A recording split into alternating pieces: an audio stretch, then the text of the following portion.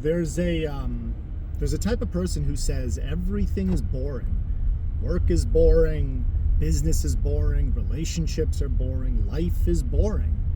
What is there to do then? Why are you even alive? Now, there's two types of boredom. And say what you will, every feeling of boredom could be categorized into these two buckets.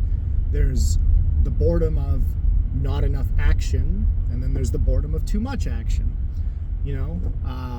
Inactivity and hyperactivity. Not enough fun and too much fun. Now, the boredom of inactivity is, you find in some extroverted people where it feels like they feel like they always need to be plugged into something. Okay, they have to get out of the house, they have to go out with their friends, they have to go to a concert, they have to get high, they have to go outside because others are outside. Nobody stays inside. There's nothing to do. There's nothing meaningful in any introverted activity you could do at home, right? No, of course not. No, you need other people to have fun. You need vibes.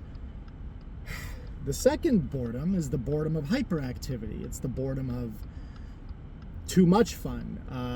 When you're doing something that is considered fun, like you go to a club and you're bopping to the music and going through the motions, but it all feels sort of plastic, like you've done it before. Or you go to a live music show and the band is playing the same overplayed American classics, talking the same topics with the same people, having the same conversations, doing the same twirl on the dance floor, and it all, it just feels boring, right? It's not that the activity isn't fun, it's that fun isn't fun. Fun is boring. How can fun be boring? That's crazy, right? This harkens to the book Burnout Society by chul-Han, which talks about exactly this, is that we are living in an age, the modern age is the age of hyperactivity, the age of too much fun. And basically, that's the reason for because of that, we're reaching mental exhaustion or burnout. And that's the reason for the influx of mental health epidemics like depression. That on some level, we need the ability to say no to too much fun, too much excess positivity to avoid burnout. Now, of course, there's such a thing as too much inaction as well, too much excess negativity, saying no to things and you miss out on valuable experiences. So obviously then there's a balance between the two types of boredom. A hyper-reclusive introvert is bored of hyperactivity. He doesn't want to go out and dance, but really he doesn't want to go out and dance because he's never done it before. He's afraid to go out and dance, right?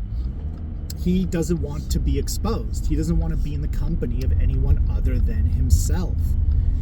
And the hyper extroverted, bored unless he's high, gotta go out and bop like cringe to the same song type person is afraid of being alone with himself. He's afraid of being alone with his thoughts. Now, of course, you could say, well, I'm not afraid of being alone. I can just be alone at home and get high. Well, no, you're getting high in order to avoid really being alone with your own thoughts.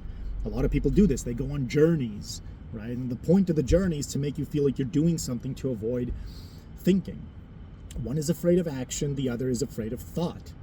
And so a well-balanced person is a person who isn't too afraid of either, who exhibits both types of boredom.